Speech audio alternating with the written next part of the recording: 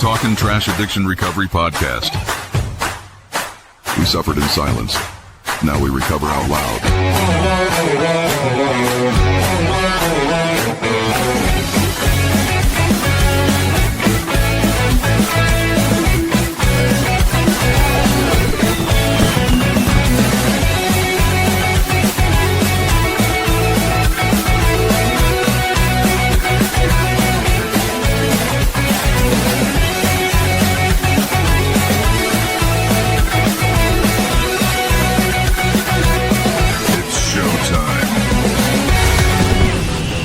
Celebrate the independence of your nation by blowing up a small part of it.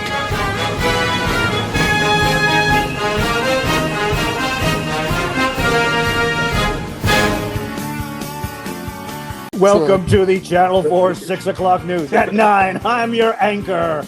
Hey, Haywood, would you get out of my way? Coming to you live from the Dick Shooter, Idaho Waffle House and Bake Shop. Today's top story, a man who fell from a 20-story rooftop bar was not a bouncer. Good evening, Talkin Trashers. Welcome to episode 220. We have a very special guest coming all the way from Nova Scotia, Nicholas Robinson. And Nicky now boy. a man who once fought a dinosaur and found out that's how you get Jurassic kicked.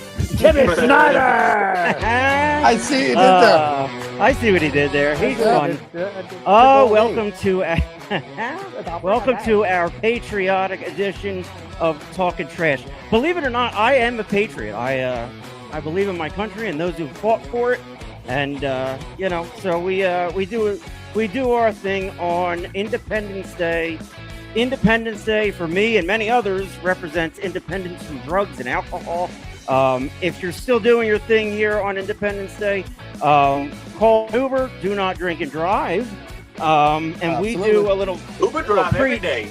A little preamble, and we'll get into it.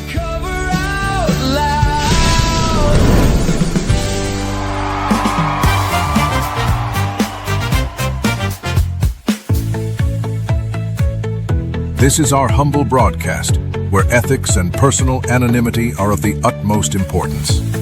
We run this podcast as an act of service to those whose lives have been affected by addiction.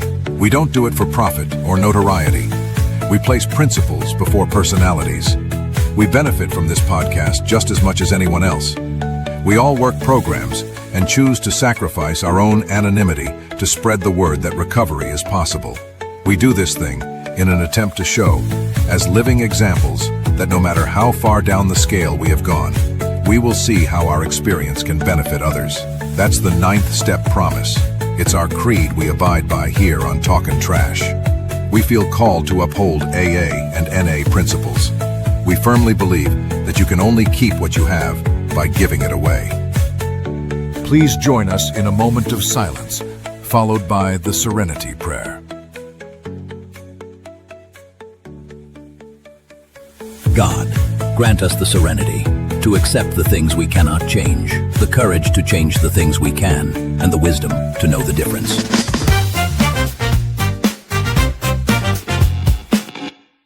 All right, let's see all the guys that make this thing possible here on Talkin Trash.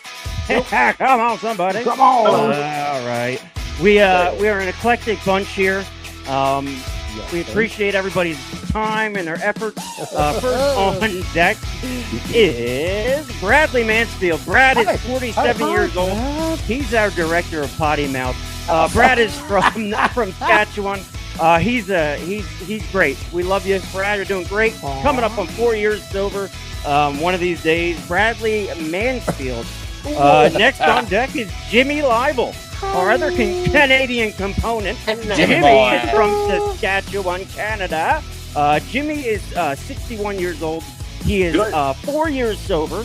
Nice. He handles all our guests and everything. Right. We love you, Jimmy. Great job out Handle there. those. Absolutely. Yeah, buddy. Next on deck is Willie D and the place That's to right. be. Will Yeah, is boy. he's our eyes and ears on the street. really? You know what I mean? He's out there. He's doing what we need him to do. Will Douglas coming up on 3 years sober himself. Yeah, Way to go, boy. buddy. We love you. That's our team. Yeah. And then there's me. I produce the show. I just turned 3 years sober the other day, and I appreciate everybody. And their kind words and all their stuff. That's me. I do the podcast. And that's us. Boys, what's going on out there? We're talking the trash. Okay, I'll go. Not all at once. Bradley, you go. Hi, I'm Brad. I'm Brad, and I'm an alcoholic addict. Hey, Brad, welcome to the program. Yeah. So me and the wife, we were doing a little camping, and I purchased a cabin last year. So did you do a Canadian campfire? Of course we did. Colorado campfire. Oh, that's what it is. I would just switch the. You know what? You're gonna have to explain that one to me. I'll show you. It sounds rotten, but I love it. Candy. Yeah. So anyway, bought a cabin a couple years ago, doing some work on it, and it's funny because I got a good deal on it. But the more I start tearing into it, now I know why I got a good deal on it. Anyway, it's a fun project. You know what? I treat it like my recovery. Honestly, it's fucking shitty. It's got its ups and downs, but when it's gonna be done, I'm gonna be grateful for when it's done. Absolutely. Amen. Jimmy, what's going on in your world? Let me get a comment off your face. Oh, thank you. Got what off his face? Happy belated 250th birthday there, America! To all way my to go, America down there. Yeah. Good job, America. Good job. I remember the bicentennial back in '76. Damn. Yeah, damn. Yeah. What's a bicentennial? Jimmy, when you 200 years. It was 1976. 200. I got you. Very good. Well, we're gonna circle back to America's shit. Will, what's going on with you? How are you? I'm good. Just been nonstop work. I mean, like this is the busiest time. Oh right shit. Oh, he busy as hell. It was 100 degrees down here the other day, boys. Yeah, I know. Boy. Yeah, that was what the temperature was, not the heat index. What would that be in Here we go. Celsius? What, 32. 290 degrees. Hi, Brian, Jennifer, Jacqueline, Tammy. It's been Angie. busy nonstop, but I'm blessed. So All our peeps. Yes, you are. I'm grateful. Yes, you are. You I'm are good. blessed. I'm good. That's Thank good. You're a hell of a human being, Willie. He's I a gooder. appreciate that. He's He's a keeper. Am I human? I don't even know. You're a hell of a whatever you are. Let's do our upcoming guests. Timmy, no, don't. I want to know how are you? You know me. That one through. You know me. I'm living my life. I'm doing this. You, Timmy, tell us. Come on. you know a little too much about me. I'm good. Everything's good. Great show last week. I appreciated everybody chiming in and helping, and that show was very helpful to me personally. So I appreciate everybody doing that. Let me see here. We have some thank yous to get to, or no, we got some announcements. Angie Dickey, Jimmy, you want to read these as I go through? Alrighty then. Well, Angie just celebrated 6 years of recovery, and also it was her 23rd birthday. So there you go. 23. Way to go, Angie. Good and for also little Zebo, 3 years. So what be behind you there, Tim? Boys, me and Zebmeister. Yep, I realized that last year. Me and Zeb go back years now. I remember last year when me and Zeb were sharing the day. Sharing and caring. So Angie and Zeb, I segue. I gotta say thanks to everybody who jumped in and commented and their love and their support to me. It was humbling, so I really appreciate everybody doing that. We love you. It meant a lot. I know you do. Thank you, everyone, for that. I will get the deal. Mike Oxley was spotted at the Garden, and he's been missing ever since. All right, let's do our daily reflections so we can get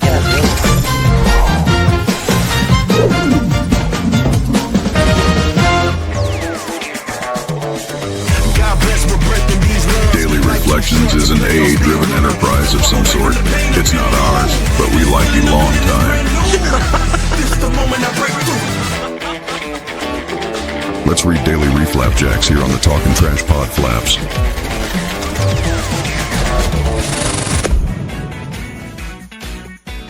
There you have it. All right, kids. For July the 5th, your daily refraction. A new direction. Our human resources, as marshaled by the will, were not sufficient. They failed utterly. Every day is a day when we must carry the vision of God's will into all our activities. Alcoholics Anonymous, page 45 and 85. That's a big jump. Yeah, I get it. Oh yeah, 2 pages, like 40 pages apiece. Okay. I Yeah. hear talk of the weak-willed Wilt-wheeled. alcoholic. Yes, I'm right here. There's another one.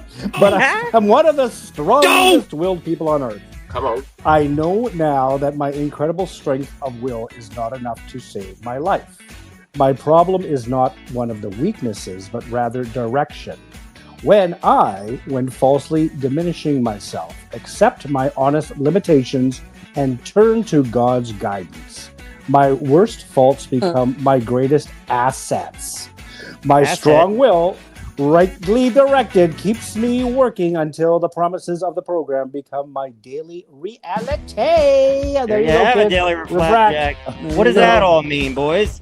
Okay, Brad, you go first. I was just gonna say my favorite part is when Timmy chucks stuff in there like in chat GPT.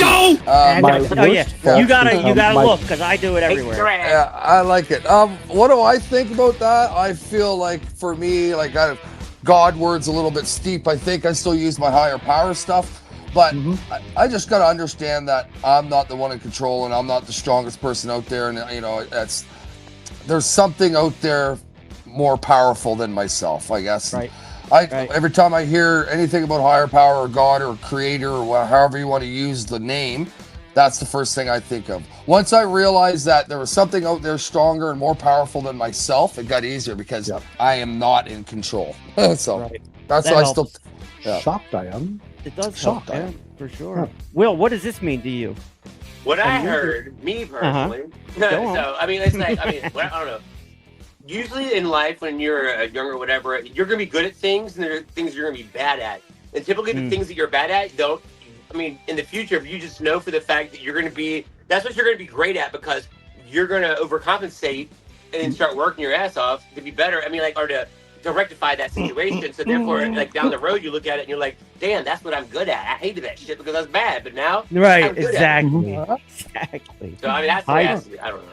Hi, Julie Herbert. Hi, Julie. Jenny, Hello. Jenny, my girl. Jenny. She is there for me. Angie. Yeah, Brad, what about you? Daily or Flapjacks? It was New Direction. How does this ring true to you?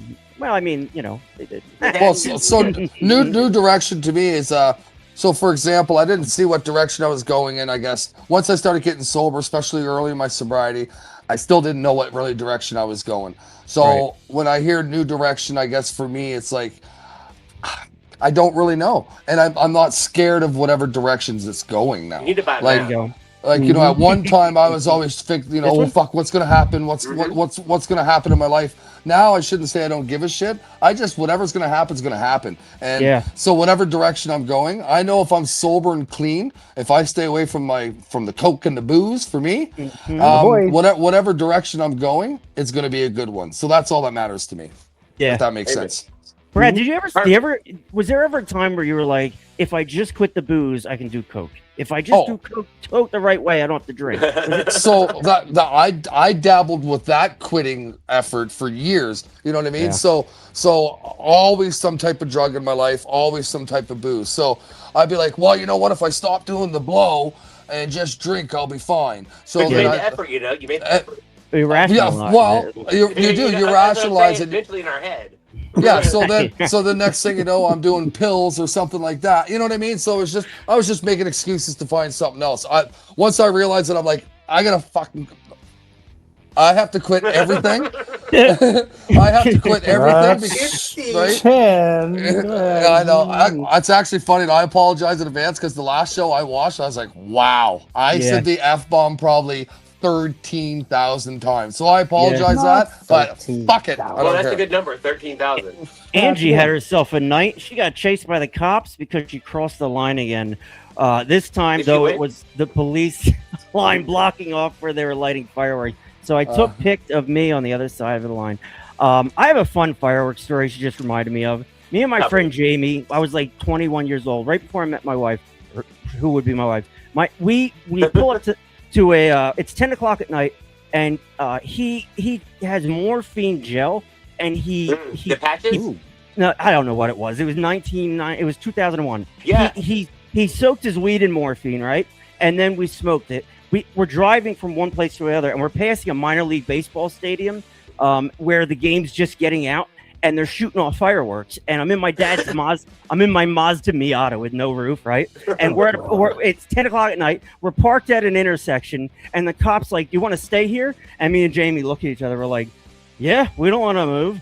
And we're sitting there watching fireworks go off right above. It was so dangerous. The cops let us right there, and fireworks are just winging past the car. And the cops like, "You can go now." And we're both like, Huh? "I don't know." So it was a weird time back in the 90s. Yeah, right. No kidding. Yeah, it was fun. It was a good time. I love fireworks. I wonder how many fingers were lost this 4th of July season. I don't know. Depends how you lose them. So we had a couple of things we want to get to. Taylor Swift got married at the Garden. Did you guys see that? Are you kidding me? Oh, sure. Well, it's an arena in New York. It's a small. I don't one. know who that is. Oh, I don't know. It's there. It's the top of their wedding cake is what that is. Mike Oxley, very excited. Yep, they got married at Madison Square Garden in New York City for whatever. I mean, I guess they needed 20,000 seats. But yep, Taylor Swift. I really could care less about her. Zero. Yep. I'd like to see that prenup. I know, right? Can you imagine? We'll get to the World Cup in 1 minute later on. Very sad about Canada. They are out. The U.S. is playing tomorrow in Seattle. But Canada's gone, and we'll get to that World Cup shit. I got some messages on that. People are like, "Thank you for making it simple." Hi, Mark. Welcome back. Andrew's gonna send me the pics of the complete bad song. Okay, sounds good. We'll get to all that shit. But we have a guest coming up. Let's take a look at our upcoming guest before we bring him on. Jimmy, you want to read these, or Brad, or anybody? Yeah. What about Wednesday's guest? Don't we have a guest on Wednesday? No, I don't know. Yeah, we do. Tanya Bellevue, I think. Tanya Bellevue? We do. I took her off by accident. There she is. There you go. So there's Tanya Bellevue on Wednesday. And then we have Anthony followed by Chad Hogan. Chad Hogan. The Hulkster. Larry Foster, Dustin Boutin, and Tommy Wilkes on the show. Let me tell you something, brother. So love it. So Tommy Wilkes off the top belt. He's going to be here. I don't know if he's going to show up, but he said he's going to be here. So Tommy Wilkes will be here, and Hulk Hogan will also appear. So that's fun. Our guest coming up. Tonight's guest is Nick Robinson. I see him backstage. But yeah, let's bring him in here. His name is Nick Robinson. Nick, welcome to the program. Hey, buddy. Good job, man. You guys got a good little fun program here, man. That's the goal. Welcome to Talkin Trash. All right, all the way from Digby, Nova Scotia, baby. So this is Nick to tell his story. Nick, go ahead, buddy. Basically, I'm from down Nova Scotia, Digby. I grew up pretty much raised by my grandparents. I grew up in a black family, and like I say, my role models was like my father wasn't never there, and I grew up in a violent upbringing, and I thought that I was tired of my mother's power bill getting shut off. I remember I was 14. I ended up going to Bear River, Brad's hometown, and I fronted 2 buckets of outdoor marijuana. Jeez. And I took it to my cousin's that God rest his soul is dead now. He's a month different age than me. I took it to Halifax, Union Square is where it is, and I started trading it for cocaine. Yep. I come back at and I started to realize that every bag of cocaine I could get like $4 grand to $5 grand off it. I started doing that before I knew where to even spend my money. I was hiding it back, and my stepfather extorted me. I got into a bad side with him, and I started going with other just bigger stuff. I got into bigger circles because I had to get away from him, and I had a lot of reasons why I could blame it on the world, why I went the way I went. Yeah. I had childhood trauma growing up. I was molested. I had all them scars, but I also had a loving family, and I had all the right reasons to do right as well, right? Unfortunately, I just spent 27 years in drug-fueled drug culture, selling drugs and living off that way.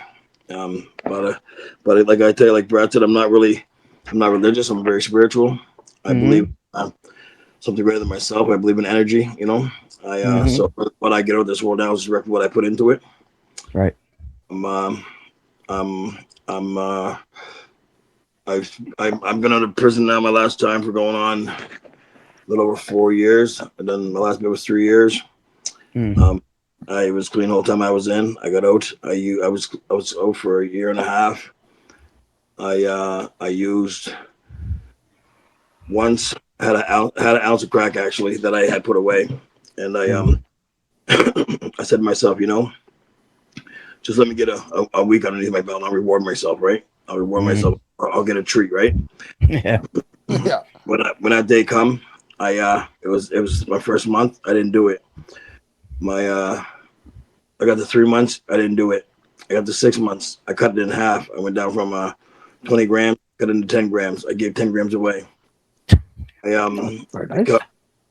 Right. Down, I got to a year, and I had cut it down again to 2 7 bags into an 8 ball.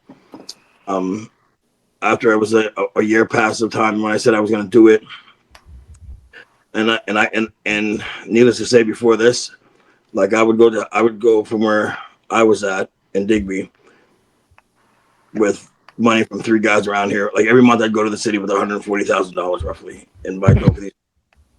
So like I go to that, I roughly made like $15,000 to $20,000. Plus, I would get like roughly like 150 200 grams of dope because I got it so much cheaper than anyone else around here. Yeah. So with that being said, my addiction was just right out of control, and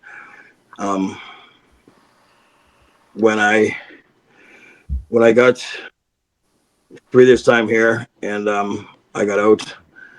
I was out for a year and a half. I had a month around. I had a relapse back. 3 people died around my shacks in 10 days, and one of them was a girl like that I was very close with, kind of like I had a little relationship with. She died in my arms. The next guy was a guy that came back to my shack. He had just jumped out my window. It was 6 months before this. He broke his back. He come to the door. He had just got a settlement, like $400,000. I said, buddy, I'm not giving you no dope. They were taking Dilaudid and coke and mixing them together, calling them speed bumps.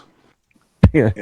Cool. I said, Pete, I'm not giving you nothing, buddy. Get going. Buddy just died here. Ocean just died and come back now. So anyway, 2 hours later, they called me. He was in the Kingfisher Hotel across from the Sobeys here.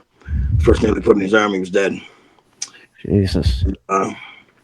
I said at that point, I've been through all kinds of violent stuff with guns and shootings and stabbings and all that stuff. And these ones here, they hit me differently. Yeah. Right. The worst part was these guys. The one guy, Smooth, he was a hustler too. He was doing a run from Kenville to Windsor to Kenville to Yarmouth back to the city, 2 o'clock in the morning. He wanted my dope more than he wanted his. When he there that day, I told him, I don't look down upon you, Smooth, but I mean, they all do interview. When I got out of jail this time, everyone does needles around here. Yeah. So I said to myself, I don't look down upon you. I don't think some people say you put a needle in your arm, you're a junkie. I don't believe in that shit. I believe we're all addicts. That's what it is. Here. Yep. All right. And anyway, he put the needle in his arm after he just got home with his kids. Right. And it haunted me. Honestly, it haunted me. The thought of seeing that man down there put 9 narcs in him, and I got 3 cops, 7 paramedics on top of this guy, and I'm sitting there still smoking crack in my kitchen because he's in the hallway. Yeah, I get it. Yep. I said to myself, if I don't stop it now, I'm gonna be here. And I still to this day wonder how his kids are doing after I seen him off the phone call that day with his kids. So just I have 4 daughters, and I've been through hell and back to keep them. And I'm from a big family. You know, I have a lot of responsibility in my family. I got like 52 first cousins. Jesus Just Christmas. so. I love that you said, Nick, sorry to interrupt, but I like how you said that because it's fucking. I feel like everybody on this podcast can relate to that. Like, Yeah. so you know a little bit of my history too, right? So I Yep. mean, definitely doing some running around. I remember selling fucking keys to blow, and I was selling them by the 100. And I remember sticking a spoon in there, but like that's a gram. You know what I mean? Like it'd be 7. Close But enough. Looks about good. Yeah. but with that being said, though, Nick, like as shitty as this is, or as good as this is, or however anybody here wants to take it, it's weird how that one thing or certain things happen in our life where it's like, fuck, okay, man, I gotta figure my shit out. Like like Yeah. you said about losing friends, like whatever. I remember losing friends like Dan. Well, I'll say it now, like Dan Camo. Remember when he passed away? Like got like good buddies of mine. Like I've lost a lot of good friends along the way that as well. And it's crazy how when things happen like that, where no matter how dark of a road we're down or whatever we're fucking doing, where something happens where it's like, okay, pull yourself together, man. And I'm just speaking for myself because that's how it was for me, Nick. I can relate to that 1000%, buddy. So yeah, I just wanted to share that. No, good luck. Right now, like I talked to you a little bit, Brad. So right now, there's Lobster Bastion in town.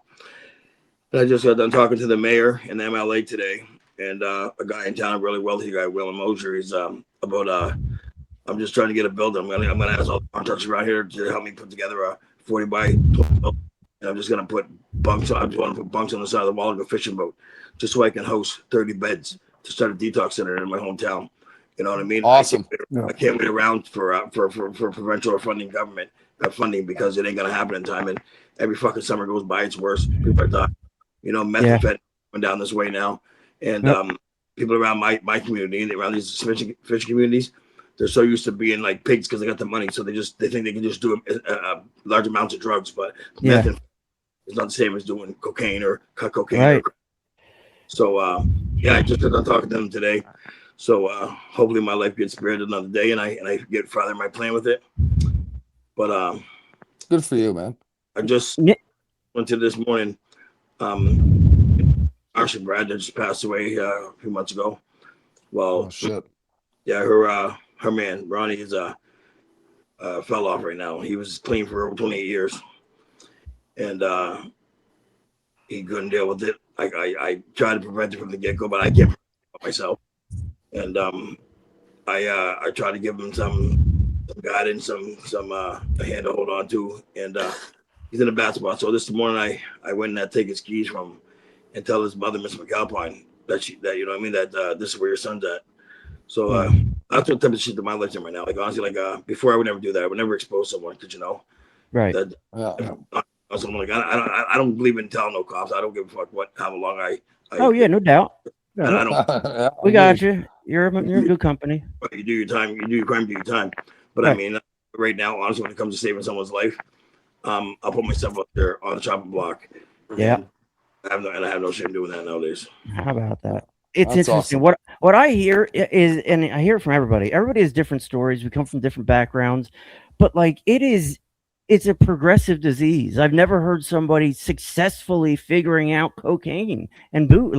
It just gets worse. No matter how much you sell, no matter how on top of the game you think you are, it is not. You're not going to, there's no retirement plan there. The retirement plan is death. And fentanyl is fucking everywhere, killing everybody. Whether you do meth or coke or heroin or whatever, everybody's dying. And Mark, were you describing someone who took his own life intentionally? No.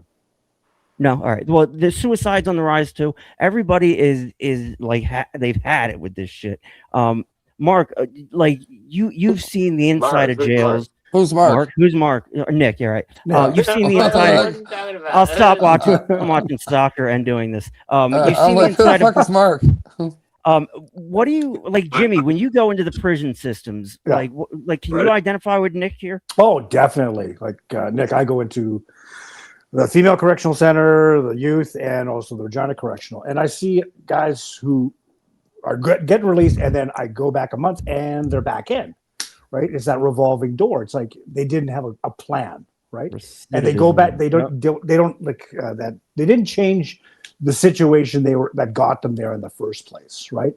Hanging around with the same people, thinking, "Yeah, I got this." Yeah, bullshit. Fuck. As you all know, how powerful our addiction, whatever you're addicted to, how powerful that craving can be, and the tempting, and the triggers. Oh God, I can't help everybody, and I see the same guys, and I see some great success stories as well. Like what you're talking about, Nick, is amazing. Like I wish there was more people like yourselves out there that are providing that safe haven for people to recover in, because we can't wait around for the governments and to start up a private one is so goddamn expensive. But starting ground root, that's the way we have to do something, because it's becoming. I don't think there's ever a safe place. That's one thing I realized as an addict that chooses not to use.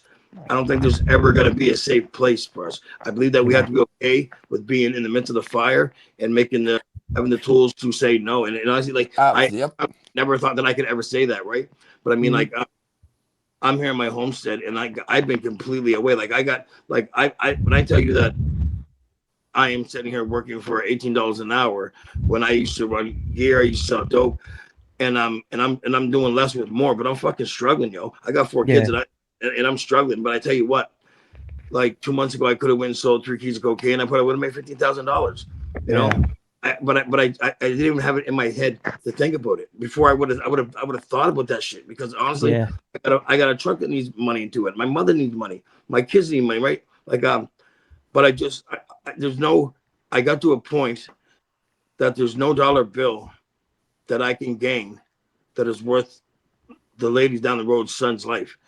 And and honestly, it took a lot of self-scare, self-sabotage, and a lot of people that I care about to be gone for me to actually recognize it, which I wish it was sooner. But I'm thankful that is today. You know, I'm thankful for what I have, not sorry for what I don't have.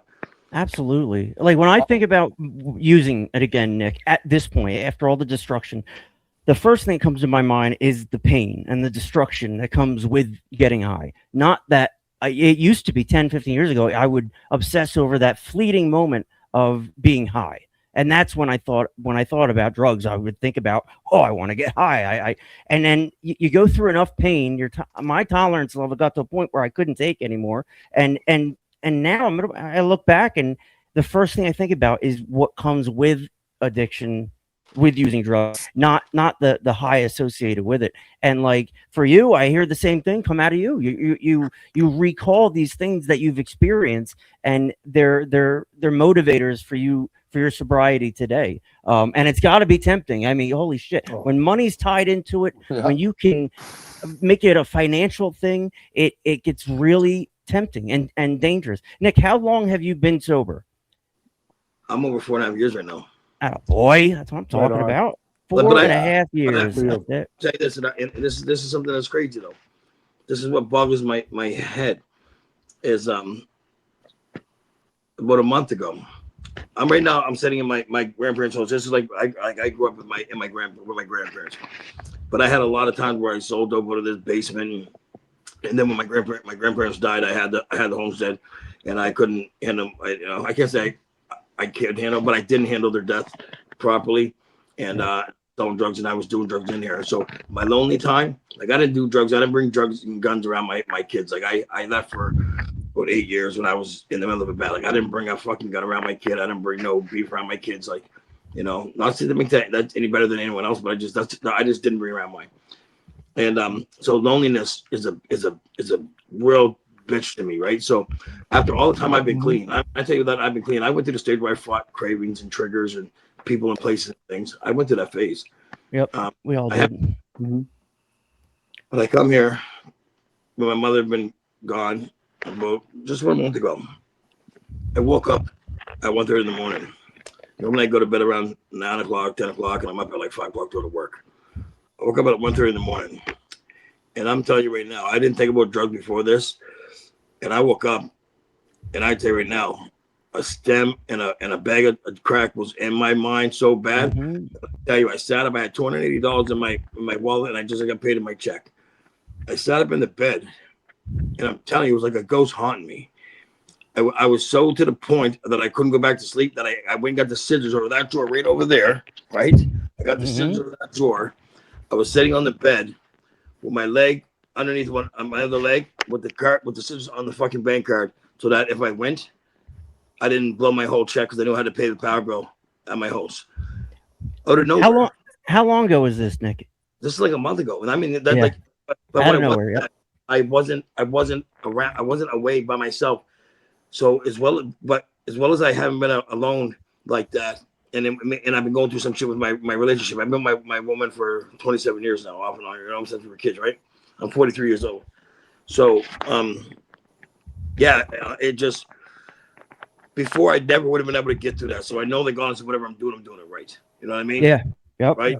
Yep. So I try to stay humble. I never want to be cocky and arrogant. I like to stay confident, but not arrogant. You know, and when it comes to sobriety, I always want to second guess myself. But I mean, I'm to the point now where I can actually look myself in the mirror and say, "Hey, man, you're doing a fucking good job." Like, absolutely, man. Yeah. Right? Well, it's actually so honestly, Nick. Like, so you and I really haven't talked in years. Obviously, we know who each other are because we've known each other for years. But so I was just scrolling through Facebook one day. I'm allowed to say this, eh? Yeah. I'm gonna anyway. Brad. So anyway, I see a. Oh, I took him off stage. I meant to put you full screen, and I took you off stage. Welcome to my Bye, world. Brad. Go ahead, Bradley. Sorry. Thought I was part of the team, for fuck's sake. You are Anyway. you kicked out, That's by the way. 23. Thank you, Brad. Anyway, well, her fuck. There's 24, Jim. Oh, So anyway, a twofer. So I was on Facebook or whatever, and I just seen that Nick had a post on there, and right away, so it showed him and another guy or whatever, and they were going to a school. Correct me if I'm wrong, Nick. They were going to a school or something like that to talk about their recovery and what program he's doing, right? You know, so right then I was like, that's fucking wicked, right? Because I knew who Nick was, and I knew you're a little bit of a shit show, and you know I was a little bit of a shit show. So once I, and I'm saying this as a friend, Nick, right? Honestly, right? I know. I get right. So I see that I was like, awesome, man! Like right on, cool. We're kind of doing the same type of journey here, man. I got to reach out, so that's when I reached out to Nick and then we just got talking back and forth. So there's another thing that what recovery does, right? So we all do our different programs or whatever. There's 1,000 ways to skin a cat. I just want a goddamn bald cat. Don't matter. How, it doesn't matter how we get sober. It doesn't matter what we're doing, what recovery program you're doing. The beautiful thing I can say for me, especially in 2026, we're on a technology fucking phone. So we got 2 guys from Georgia, we got 1 guy from Nova Scotia, we got 2 guys from Regina, Canada, and all of us can sit here and talk recovery. We got people talking back and forth on here. Like, so we have all the resources at our fingertips of any source we want to get sober, right? Yeah. So, Nick's lost his dog. Listen, he's lost his dog. Who let the dogs out? Woof, woof, woof, woof, woof. Yeah, so once I seen that Nick was doing that, like I see that on Facebook, I reached straight out to him. I'm like, dude, that's pretty cool, man, that you're going to spread the word to kids in school about, going to jail or whatever, blah, blah, blah, whatever he was telling them, right? So I knew right then, I said he was doing something special, and I thought it was pretty cool to reach out to him. So yeah, good on you, Nick.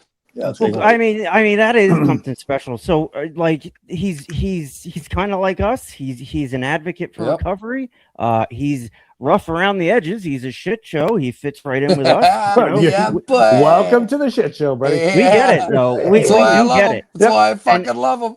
And all I can say, Nick, if you're lonely, we created this platform for us, for guys like us, to feel connected twice a week, whether we feel like coming on or not. We always do. And we created this so guys don't feel lonely. We don't have to anymore. We have this, and we try to include everybody who wants to be included in the show. And, we don't say no. We never said no to anybody. I got a question, yeah, go ahead. Nick, if it's okay, buddy.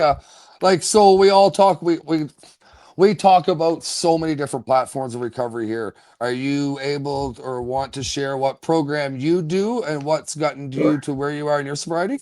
Sure, of course. So I'm involved with the 7-Step Society program. It started in early 70s. It was based upon by lifers, I tried NA, I tried AA. With them, I'm not gonna talk down upon them, but when I tried them, I was in a small unit. The other times I was on the run, I just found what we get high with. Right when I found this program, it was through guys like that. I was good buddies with Lifer, this guy Skippy Hamilton. Um, uh, he told me about it inside. Then when I was on the run, I was on the run for almost 3 years, and I got introduced to this program. Then it was I seen the way that it held the room. I seen the way that for one, it wasn't you can't just go to it. You have to be dominated in. There's judges. There's like the guys in my core group. There's one judge that's been on the Supreme Court bench for 28 years. But I mean, there's another one that's been on it for 24 years. There's a head parole officer for Nova Scotia. There's a couple high-end lawyers from Halifax, a couple prison guards. But what it is that you have to put your name in and you get nominated. So if when they get your name, you go to a data bank. If you're a police informant or a sex offender, you get denied. Right. Because that's prison politics in a nutshell, right? Oh yeah.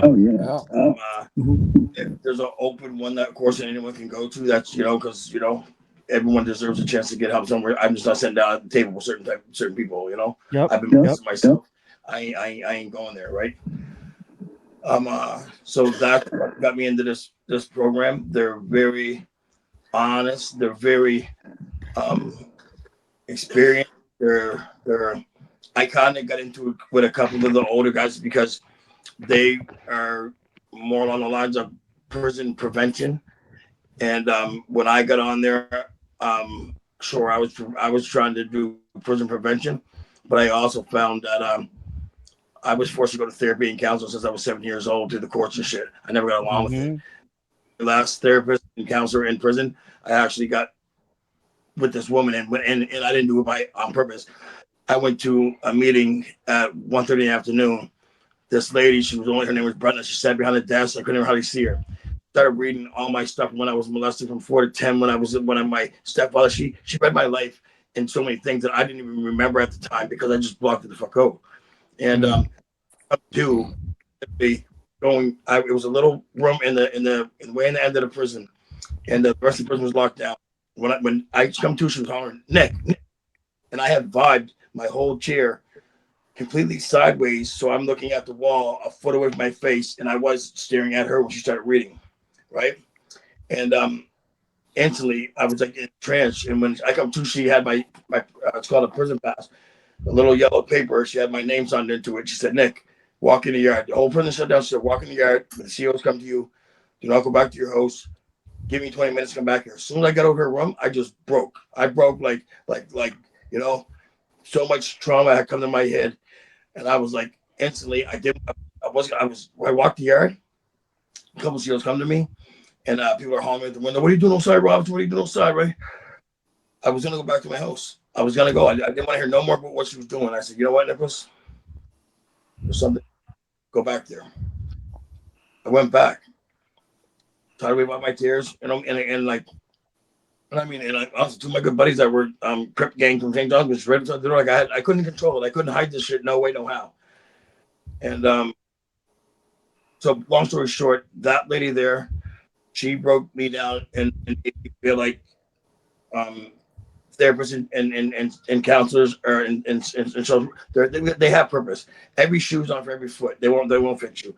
But I mean, my mind up so that I could go through therapeutic conversation, and now I'm able to do conversations like this as well through that woman, and I have better tools to help myself and other people. So I'm okay with therapy now, and I'm open to it. Before this, the scariest thing in my life was to deal with this shit without drugs and alcohol. Right? When I was high, the scariest thing in the world was to get sober. Now that I'm sober, the scariest thing in the world is to get high. Yeah. Brad, you found this guy. I mean, he's like in person. How big are you? Are you like 6'2"? You look like an animal. Like you kill people. Yeah, he's a big dude. So like he's a guy. If he starts talking, I instantly listen. You listen. Yeah. One for my own personal safety, but two because because he's speaking from a place of experience. a place that I've never been. You know what I mean? Like I unbelievable. Will's been in jail, and you know the whole speed thing. Will, what are Hey, I you gotta know. hearing? So, hey, my name's Will. I've been curious to know. Yeah, go. So Go. here I'm in Georgia. Tim's in Georgia with me. I'm not with Tim. Tim's with me. No, but He in wishes. Georgia. Anyhow, so Ooh. in Georgia, there's a Oh boy. law that they passed, and so if you're with somebody getting high and they overdose or they get they need medical attention, and you have like you can have a pound of fucking dope on the table. If you call 911, those cops can't do anything to you, Yeah. and you're safe. But just as long as you give that person medical attention, you're good. The Good They have Samaritan that up law. there with you guys are? No. Yes, they have that now. But like I say, that's why when we called that night, my buddy Smooth OD'd. Like I tell you, literally, like I didn't even realize I was still sitting there. Yeah. Back to the other buddy says, like, man, put that away. Like I'm sitting there watching him give my buddy a 1, 2, 3. You know, Yeah. 7 paramedics pumping on chest with a machine on. I'm sitting there smoking crack, and he's like, I'm out the cops way, but these paramedics sitting there looking at me. And like I say, it's a small town, so everyone knows everybody. But yeah, it's the same. It's the same thing. But like I say, Brad can tell you more than, and I don't know how you guys where your population is, but we live in a very small town. Everyone knows everyone, right? Like, and so in the most part, you know, when you see one person dies like that in a tragedy, it affects 80% of the town. Like, you know, Everybody. Yeah. Yeah. We Yeah. say it all the time. Everybody's infected. Julie has a question for everyone. She says, have you all received mental health therapy on top of a recovery program, or is it included during the recovery program usually? That is like a loaded question. Anybody want to answer that or try to? I could say for me, Julie, I was fortunate enough when I went to treatment center at Prairie Sky Recovery that they did have a mental awareness program involved in my recovery program at that treatment center. Have I actually reached out and been to therapy? I did some online stuff and whatever. But with that being said, Julie, I do know from my addiction and all the fucked up shit that I did when I was young and some childhood shit and like all that stuff that I do have to work on my mental awareness. So, with that being said, I do work on my mental stability. He's still fucked up, is what he's saying. Oh, he Yeah. fucked up. Thank you, Will. I'll be Julie. I'll throw her in there. I'll be fucked up for the rest of my life, but I won't. 27. No, Thank you, brother. But It oh, is. sorry, 27. Are you counting? Actually, really? Yes. Is it really 27? Yep. Holy fuck. No, anyway, 28. sorry. But yes, Julie, the answer is yes. I'm going to say yes for me. So I have to work on my mental stability because the reason I was, I almost did it again. The reason I was all messed up on drugs and this stuff is because of childhood trauma, how I was probably raised, stuff I used to do. So it all led to me being mentally unstable. So I think for me, with my addiction and alcohol and coke and all the above, is because I had a mental issue that I had to deal with. So So I we're think, starting a GoFundMe account for him to get some help. yeah, we good get luck. him. Good luck with that. That's a lot of dollars to get this fixed, boys. I can say, Julie, that most recovery programs, any kind of program, has mental health stuff included. You have to be your Kinda own has to, advocate. almost. They all have to. Yeah. It is substance use disorder now, so it is an actual disease. It has to be treated a certain way. So nowadays, if you go in for help, if you go into a detox, you're going to see a psychiatrist. The availability is there. It's up to you what you do with it. You have to be your own advocate, and you have to, if you want therapy, Speak it's up. there. Right, You have to speak up for exactly. yourself. Participate in your own rescue. Right? Me personally, I play with my own life until I found out that I needed Zoloft and whatever. Tim speaks up for himself. Trust me, he's very. But I make sure I get what I need. And it got to a point where I didn't just go through the motions. I was in there getting what I need. I needed to see the psych. I know I needed. So after trial and error, it took me some time, but I had to get on my own medication regimen. I don't have to speak to a therapist every week. I'm at a point in my life, in my recovery, where I don't need that. And psychiatry is usually expensive. So my whole psychological thing is taken care of by my general practitioner. He can provide my antidepressants. He can provide. I also see an addiction doctor too. She provides Suboxone, things like that. So the help is that you're no longer a junkie. Somebody comes in looking for help. Not only do they deserve it, but it is there for you. And once you get in the system, you have to pursue. I'm depressed. Doc, why am I depressed? And they'll help you with that stuff. So mental health is why we figured that out. Can I add to that, Tim? Because please, you just said that, seeing a doctor, yes, 100% check, all these things. But here's an example. I'm just going to rewind to last episode, right? Mm-hmm. So if that isn't part of our mental awareness and our mental growing or whatever, I don't even know. My English is terrible, but it's because you're Canadian. Evolve. You shut up, Will. Yeah. but it's about if we can evolve, if we can evolve in our mental stability. So last episode, what did we do? We talked about some good stuff. We found, so there was something Tim wanted to talk about. We all got to talk about things. So if that one thing right there, for example, about addiction and recovery, I never used to do that shit when I was all screwed up, right? Yeah. But once I started getting into my program or whatever I was doing and learning about my recovery and figuring out stuff, then I started talking about shit. You know what I mean? And I wasn't embarrassed to talk about it. I remember one time somebody said to me early in recovery, who was probably still, and whatever, I care what they're doing, but they asked her, well, weren't you embarrassed that you went to the recovery, treatment center and, and all the stuff you did? I'm like, it'd be way more embarrassing if I was still fucking doing that. That'd be way more embarrassing. So there's 30.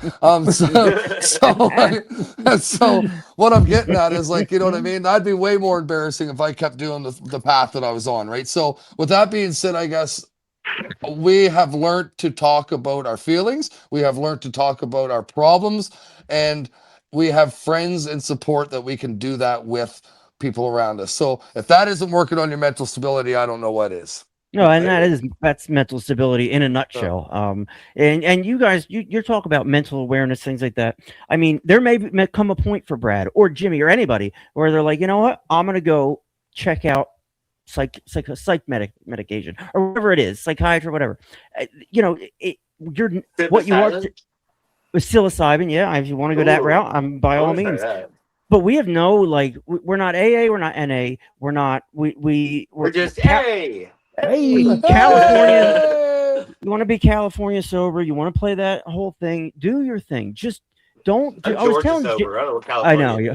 I know you are. Works. It was funny. I was talking to Jimmy after last episode, and I said, you know why pot was a gateway drug? Why they classified it as that? And I think back to my childhood. They said it was so bad and dangerous because it helps everybody. That's the reason why they did it. You would do it, and it wasn't bad and dangerous. It was wonderful, and I ate yodels. That's not. They said I can't. So it's the misinformation of what is what these days, and population. Exactly. A funny story though. One time I was in detox numerous times, and I heard people say, yeah, this is a gateway drug. That's a gateway drug. They're like, oh man, what are you doing? That's not that bad, right? You're only doing coke. You only do a couple lines. Fuck off, man. You don't need to go detox. You ain't smoking an ounce. Yeah. Right. Yeah. But one of the eye-opening moments of my life was when I went to detox, and I was very, very, very in rough shape. I tried to get in there so bad they wouldn't get me in. Till literally, I went to the old patients and I told them I was going to kill me because the person told me, "You gotta go yourself, brother." And that's what I did. I went upstairs. There was a guy there that was there for quitting cigarettes. Another guy that was there for drinking mouthwash. I was so mad at this. You fuck. I said, man, what are you guys doing? I said, I'm sitting there ready to be dead over it. And so at that point, I thought my addiction was more important than theirs. Right. And I said, you know what, Nick? Just because the cocaine and the crack is your struggle, that cigarette that he wants to quit could end his life the same way. And I was like, it humbled me because to me, it wasn't as severe as mine. And so basically, there is no set map for being addicted. Level. Yeah, right. There's addiction. All about perception. First that I find with anyone having problems of getting clean is that they're scared to be open and honest and to see themselves vulnerable. Everyone wants they have something to control. And when until you be okay with saying, hey, this is me, this is my struggles, this is my scars. I don't have the fucking answers, and I'm willing to sit around and learn and do the work. Then you're gonna have problems of actually getting some substantial time, because before I would get clean for a little bit, I'd have a relapse. The rest of the world would cave down on me. I couldn't bear myself. Then a guy told me, listen, man, the road to recovery is filled with many relapses. So then I spent a couple of years that I was using the relapses as a given. Like, oh, I'm allowed to have a relapse, right? Right here. But I tell you what, it went down every time I did something. It went down. I wasn't where I wanted to be, but I wasn't where I was. And I seen the president going, and I chose to be vulnerable. I chose to learn. I chose to even if I was getting high, to still let myself know that I didn't want to do it. Yeah. And I tell you that I'm a guy for quotes, and what this quote just stuck in my life. I'll tell you guys this one. I was watching this book. It's called 14 minutes and 42 seconds, like that. It's about ends in the day, right? And this guy said, he's like talking about positive life and shit. He says, you know what? You're born looking like your parents, but you're gonna die looking like your decisions. What are you gonna choose? I love it. And I was like, damn. Right. So it's great that you say that, because we can be good people and then say, I don't know, say we used last week and we overdosed and we died. Our legacy is now a drug overdose. We used drugs. That's why we died. I lost a friend last week who was doing great up until the very night before. And then he overdosed, and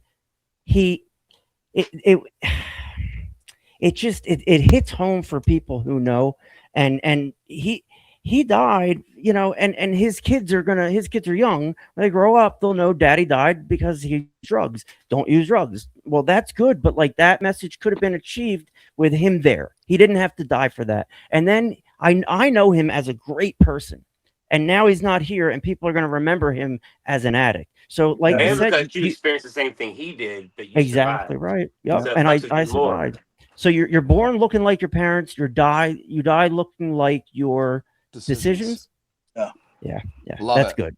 That is good. So there it is on the screen. Oh, there it is on the screen. Get out of here. Did you know? So yeah, I get it. Like especially in it's scrolling. Especially like we don't want to see our people be misrepresented or look like shit or whatever. We care about addicts. We don't want to see people go through what we went through. And for you to be open, like detox for amphetamines and speed and cocaine, that sucks. There's really no comfort meds. There's no. I used to use GHB to get off meth. Right, that's great. Yeah, they're great drugs. So let's use Rohypnol and kill myself to sleep because I'm on meth. So like things get crazy. It does work, I know. So like I remember going to being in detox just like you, Nick, looking at the guy next to me, freaking out, not getting anything. I'm well medicated. I'm nice and comfortable, sleep. He's going out of his mind because he was a crackhead or whatever. There is no protocol. It's just go to sleep for a week and then wake up and eat some food full of peanut butter. Yeah, right. Oh yeah. So like they should be getting. If you're, in my opinion, I'm not medical, but like give them some Valium or Ativan or something to chill them out, regardless. So like I think the entire system of recovery is changing and it's becoming medical, which it needs to be. But Nick represents like the old school shit, going through it. Being labeled, being in jail, like he just like he wore it like a badge, and it life sucks, but like Nick, buddy, you got something to offer. You know what I mean? Fucking right, like you do. And I'm so happy you're doing that instead of what you were doing, because there's people out there that do not know how to get out of that fucking cycle. So good on you, Nick. Nick, what would you have to? We have a bunch of rehabs that watch every show. Yeah, Angie, exactly. What would you have to say? We couldn't hear him. Who he was? Well, let's just segue this way. Nick, what would you have to say to some of the people sitting in those treatment centers right now, listening to us? What do you have to say to those people getting discharged in a few days? I would say, for one thing, don't be scared of it. Don't make your your breakout be your downfall.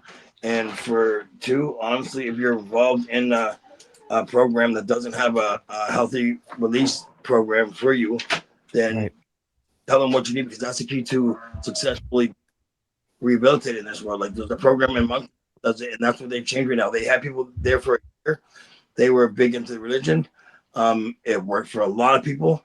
The people done amazing for a year. They got out, and a week later they had no healthy living outside the program. So any detox or rehab place that I think that I'm trying to push now is I'm trying to personally start a detox here that goes for 5 to 10 days, and then a rehabilitation center that goes on for longer living and structured living outside of after you get that, because anyone can go and get chained to a wall and get off the drugs. That's just a fact.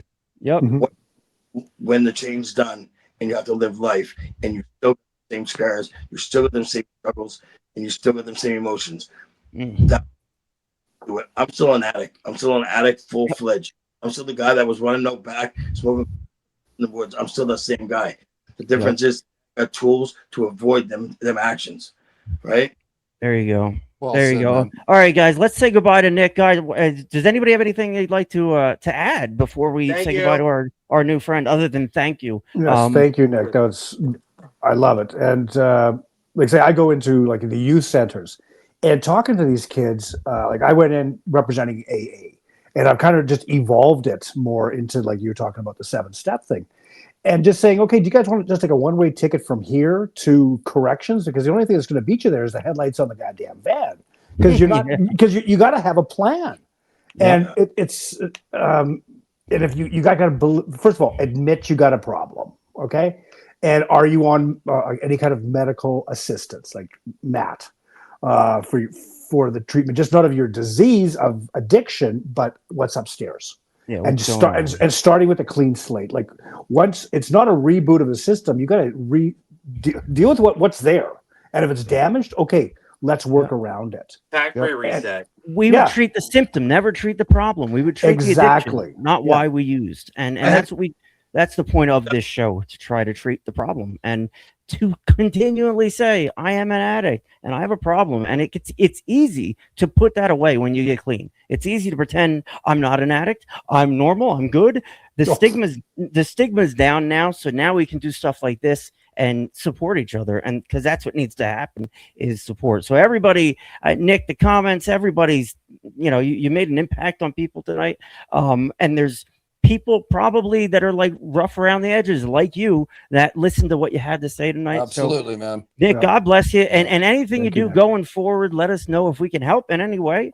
But thank you so much for coming on, Nick. What a great guest, Nick. Take care. And, Nick, I want to say something right quick too, because me and Nick been good buddies for a long time. Nick, I'm fucking 31. Nick, I'm super proud of you, man, for what you're doing. 32. Reaching out, going to schools, talking, you know what I mean, spreading the word, being open-minded, you know what I mean? You're teaching a lot of people that recovery can be fun and it can be worth it, right? And I like what you said, because I think I agree with you 100%. I'm still an addict. I'm still an alcoholic. I just got tools now to help me through it, right? Like, I definitely have those bad days. Nick, I'm super proud of you, man. I'm so glad that we reconnected. I'm, like you said, that's that creator moment, right? When I just looked through Facebook and see what was going on, I'm like, tell me that's not a reason that, to reach out, right? Like, again, I don't do the God things. I'm not real religious, but somebody out there led that path for me and you to reconnect, buddy. So I'm thankful for that.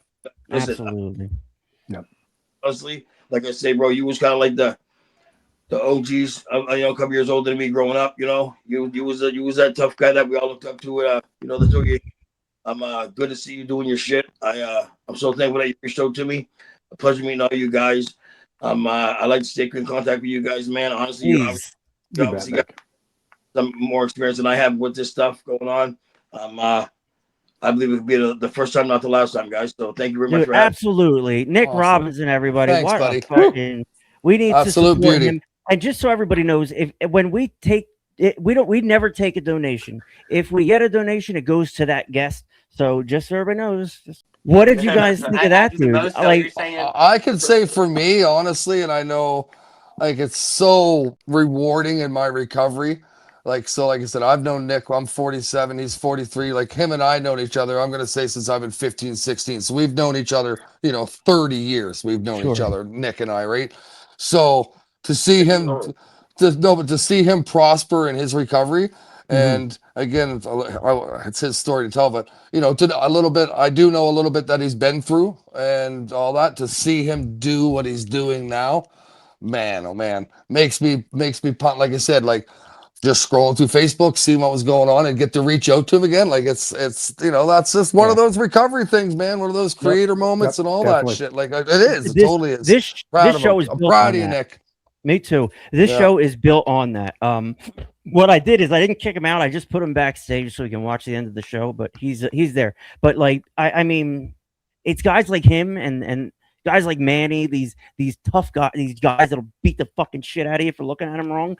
Being emotional and vulnerable and that shit hits home with people, especially men our age. And Brad, he said you were the tough guy in the neighborhood. Yeah. What the I love hell is that. that?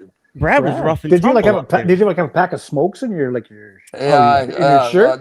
no comment, boys. No JD comment. all day. Probably had So the cow licking it all, eh? Little Yeah. context. Boy. He said Brad and Jennifer were the OGs out there. So I love that. Ooh. That's very cool. All right, That's another story for another time. another story for another time. I'm sure All right. it is, Bradley. As we're sitting here, they're scoring goals left and right in Mexico. Who It's 2-1 England right now down Ooh, there. that's England, like jolly old England. They're playing You Mexico wanker. in Mexico. It looks insane. People are going to die tonight because of this game. A lot of goals in the last end of the half. All right, so How many F words do I have right now, Jimmy? 32. Is that legit? Is that legit? I got him Yeah, clocked that's at legit. 38. But Oh, I'm doing okay. it Well, with I'm giving it a couple of mullets. And I felt like I wasn't doing really good because I hate to count last episode. Who are Then you trying to be? Oh, you're just like. Well, fuckity fucking. I said fuck. So we didn't have to There fuck. you go. Fuck it. Fuck it. All right, the stupid World Cup is going on, but we gotta look at it because Just look at it. Going Just look on. at it. Don't do it. So I did everybody a favor. The World Cup in 1 minute, nice and easy. Oh, yeah. with a It's not a long favor, that's a overview. A minute, Yep, I'll it never is, get Brad. back. Yeah, Look at that's what she you. said. All right, so shut up. This is what we're looking at right now. So Canada lost to Morocco. Morocco goes on to play France. Morocco will play France. They're done. They're done. France is done. France France is is number one. Yeah. France France is the beat shit. Paraguay. They're good. Mbappe, dude's unbelievable. So France will play Morocco on. Morocco is a Tuesday. good team. I think they're 5th overall, like in the world. Yeah, I think they're not bad. Oh, They're not bad. who Switzerland moves on. cares? Nobody. Everybody cares. Mexico right When's now. Halifax getting a CFL team? That's all I care about. Halifax. So That'd be there's awesome. Hey, The Halifax Explosion. That'd be a good name. ew. Oh, there you go. No, I don't I like get it. it. I get it. He So- gets it. That's what we're looking at. The U.S. play Belgium tomorrow. Everybody's all excited about that. Whoa. That's in They're excited Seattle. about just for today is what they're excited about. Is that Seattle is in Washington. Is the minute I done don't know if you yet? guys realize that Mm. Seattle, Oh, forgot stupid they're Canada lost. Sleepless Way to go, in Canada. Seattle? Is the minute over yet? I know. I heard Is it. it done? Jimmy's funny. I made all I these slides. agree. Earlier today, Kill me. Norway beat Brazil. That Ooh. dude. Whoa. Whoa. So this is If look at he this guy. dies, he dies. This dude is he's a Viking. He is a strange looking human being. He's Eric. all eyebrows there or something going Oh, on. he's like very Pro hot. Magnum. Holy So- crap. No I think shit. that hair. He does have Mid- opposable mid- thumbs though. Did you just me- quote Rocky? Did someone just quote Rocky? Yes. If he Yeah. dies, he dies. If he I dies, heard he it. dies. He Yeah. dies. So there's a bunch of stuff going on. There's all these games they play, and then people move on. And there's soccer for you. Leading goal scorer Leo Messi. This dude from France, Messi. Mbappe, he's got 7 goals. This animal, and from Norway has Yeah. 5. This gorgeous human Animal. being, Harry Kane's got 5, Jealous. and also made the Bembe. So there you have it. So it is America's 250th a birthday. Jimmy, Happy birthday to you. Could you read our U.S. fact? Certainly. All right. The U.S. flag was designed by a preschool student. Here we go. Over 4,000 languages are spoken in America in some states. There are more monkeys than peoples in one state. That would probably be Georgia. Boston Green Pie was once illegal. Most of the world's ecstasy is made in America. The biggest planet in the world is America. All right, here's all the real ones. You can read the real ones now. There we go. I was going to say there's probably one real statement out of that whole thing. All right, so the flag was designed by a high school student, and his teacher gave it a B-, believe it or not. So let's look at the flag. So the flag, not that flag. Did the kid have like wooden teeth? Oh no, sorry, that was George Washington. Yeah. So all right, Betsy, sorry, not you. We're talking about this one. In 1958, Robert Heft designed it. He got a B-. The teacher gave him an A when Congress adopted it. He then ran a successful Dairy Queen franchise in the greater Sandusky, Ohio area. Nice. Yeah, so there's the flag. If you didn't know that, it's been remade like 18 times, something like that. So Dairy Queen, the Stars and Bars Blizzard is now out at Dairy. All right, the Liberty Bell. The Liberty Bell. You know why they was down? That's because they ring at a certain level, frequency. whatever you call it, whatever, like healing property, Decibel? like energy, Oh, very good, Will. Will. Because when they ring, they're supposed to be at a certain vibration. Okay. So I don't know what Jovi. So the Liberty Bell track, yeah. So it was Sonnez ma cloche en français. Ring my bell, baby. Of Bon John Boby. It's funny, Tim, when you do some of these quotes, trivia things. I love you with all my heart, but I find it really hard to. I find it really hard to believe after that plumber one a long time ago. It's all of it's nonsense. Anything I put on the screen has some kind of double meaning. Man. All right, pizza. Lastly, the pizza capital of the world. Americans eat an average of 100 acres of pizza per day. That's like 350 slices. You just fat don't order pigs. if you're in Washington, D.C. That's 75 football fields of pizza we eat every single day. I believe that. Like one American, or you all collectively? Oh yes. Well, you never know. So all of America consumes all the NFL stadiums, all 9 of the CFL stadiums, MLS, and yeah. So that's a lot of fucking pizza we eat. You fat bastards. And that being said, we get the hot ready pizza from. Oh yeah. Little Caesars Pizza. Pizza.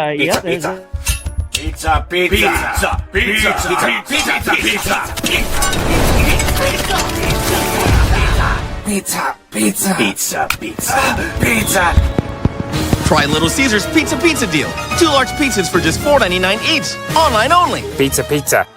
All the jokes I have for tonight. Do we get a promo cut for that or what? Yeah, Will. Brute. Will, fun fact. When I was in Little League, the baseball team name I was in a small town, was Little Caesars. Pizza. Every time we won a game, guess what? We got free pizza. Pizza. I love that for you, and Will. I will bring in pictures of me in my jersey.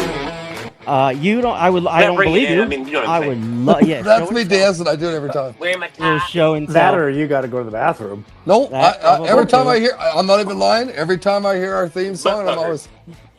Ask him. Yes, he is. I have it recorded. It's ridiculous. In the background, I'm always like, he has him trained. It's the only thing, it's just, I look, I'm like, there's Brad. Brad's in the background. That's Brad driving down the highway. Huh? What? There you have it. All right, so let's read our Just for Tuesday. Anybody have anything to... I feel like we're forgetting something. Probably not. In closing here on Talkin Trash podcast, we read an NA traditional reading called Just for Today.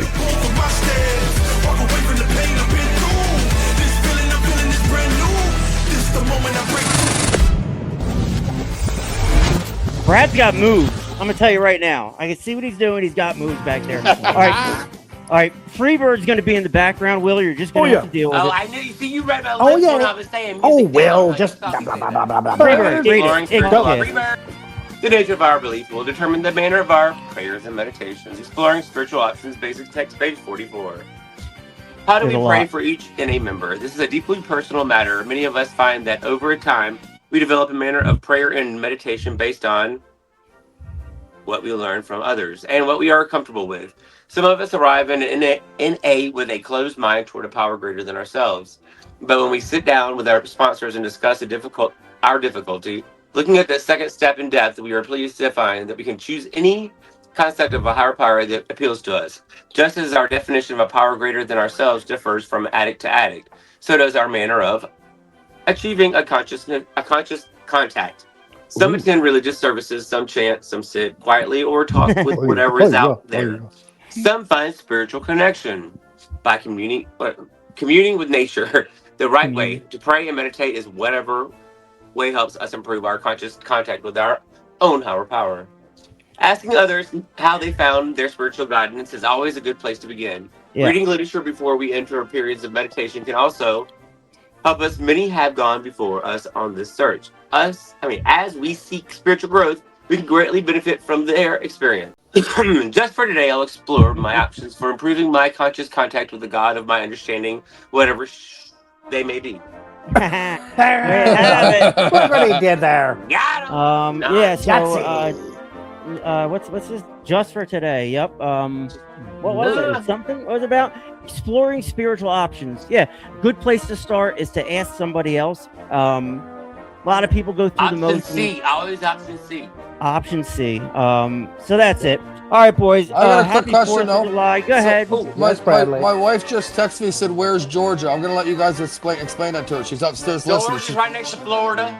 Georgia. That's what she wanted to hear. It is not landlocked. I didn't even know where I lived when I moved down here. I thought I was in a different place. I was born right there at the Georgia-Florida line. We're kind of Midwest. We're up above the R. Midwest, in the, my ass, we're down southeast. The reason I say that is because we have family in Florida, so I got a funny feeling she's upstairs making a plan.